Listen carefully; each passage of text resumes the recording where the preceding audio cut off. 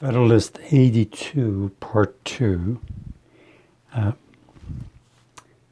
As you can see, on your screen, you'll see OUIACH, OU's, University of Oklahoma's Institute for the American Constitutional Heritage. I live in Norman, Oklahoma, and I benefit a lot from being around the campus of this university. It's a beautiful university, wonderful programs, especially this one. Go to this website. They've got a lot of lectures that you can benefit from. I highly recommend it. I'm going to start reading from paragraph 3. Make sure you listen to part 1 of this paper.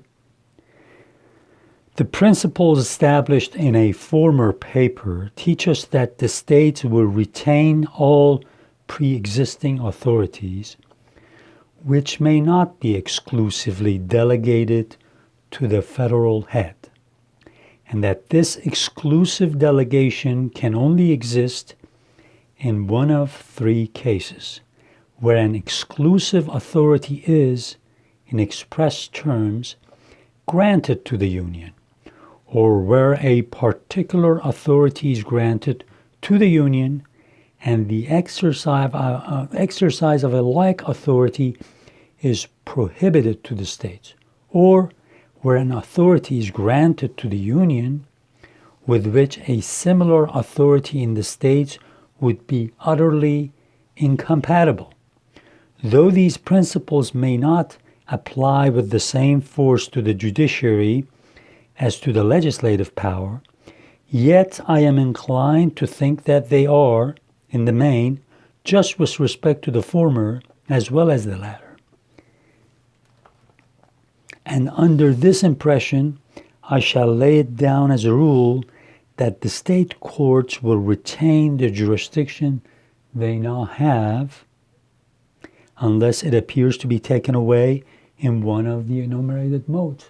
So he's telling anti-federalists, don't worry, this national judiciary, this federal judiciary is not going to take all authority away from the states, state courts, county courts.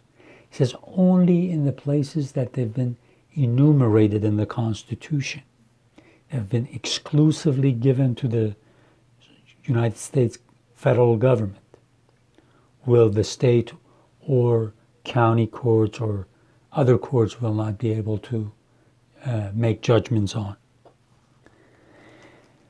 The next paragraph, the only thing in the proposed constitution which wears the appearance of confining the causes of federal cognizance to the federal courts is contained in this passage.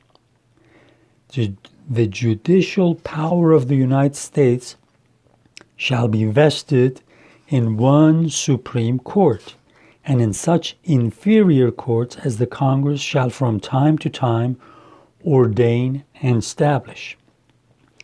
This might either be construed to signify that the supreme and subordinate courts of the Union should alone have the power of deciding those causes to which their authority is to extend, or simply to denote that the organs of the national judiciary should be one Supreme Court and as many subordinate courts as Congress should think proper to appoint. Or in other words, that the United States should exercise the judicial power with which they are to be invested. Notice here it says United States, they are. Before the Civil War, they always used are for United States. So that the United States should exercise the judicial power with which they are to be invested through one supreme tribunal and a certain number of inferior ones to be instituted by them. The first excludes, the last admits the concurrent jurisdiction of the state tribunals. And as the first would amount to an alienation of state power by implication, the last appears to me the most natural and the most defensible construction. So he says, you anti-federalists that constantly are saying we are going to take the power away from the state courts, there's no such a thing. It's only in the areas that the Constitution says federal government has absolute authority, exclusive authority. Everywhere else is concurrent, or the state courts will have, county courts will have jurisdiction. Just remember that at the end of the day, if something happens in the state courts, it can be appealed all the way to the Supreme Court. Okay? And that's why they're going to make, that's why the first Congress, as they did under the National Judiciary Act, they created what they call the inferior courts, which is going to be the courts of appeal and district courts. So the case, with the exception of a few situations, everything else will go through the appeals process. And as you remember in the last Federalist, we looked at the cases that go directly to the Supreme Court. Okay. So it's again telling the anti-federalists not to worry. And the next paragraph, but this doctrine of concurrent jurisdiction is only clearly applicable to those descriptions of causes of which the state courts have previously. All right, sorry, I'm going to start from the beginning of this paragraph. But this doctrine of concurrent jurisdiction is only clearly applicable to those descriptions of causes of which the state courts have previous cognizance. It is not equally evident in relation to cases which may grow out of and be peculiar to the Constitution to be established. For not to allow the state courts a right of jurisdiction in such cases can hardly be considered as the abridgment of a pre-existing authority. I mean not therefore to contend that the United States, in the course of legislation upon the objects entrusted to their direction, notice again says the United States, their direction, plural. It's only after the Civil War that we refer to the United States as United States is, rather than United States are. So, in their direction may not commit the decision of causes arising upon a particular regulation to the federal courts solely, if such a measure should be deemed expedient. But I hold that the state courts will be divested of no part of their primitive jurisdiction, further than may relate to an appeal.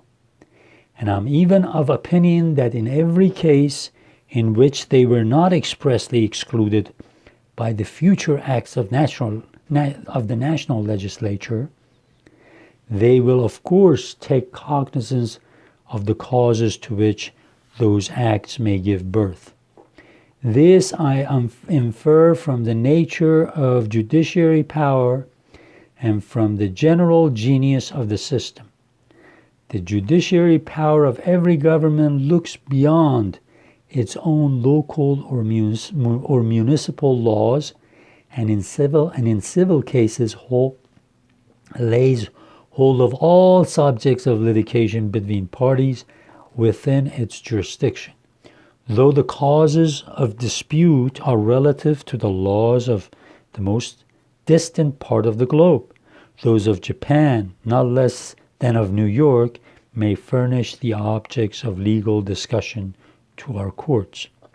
When in addition to this we consider the state governments and the national governments as they truly are in the light of kindred systems and as part of one whole, the inference seems to be conclusive that the state courts would have a concurrent jurisdiction in all cases arising under the laws of the Union where it was not expressly prohibited. So I'm going to stop here because the next paragraph will be long enough for me not to be able to get through all of it. So make sure you visit this website and watch as many of the lectures as you can. There's also there are also videos that are part of OUIACH. It's the teach-in seminars and teach-in videos where there are some of the best scholars and historians of different eras of America that have come to Norman, Oklahoma, to the main campus to give lectures, and those are actually on file. You can listen to them and learn a lot from them. So we'll continue with the next part 3 of Federalist number 82 in the next video.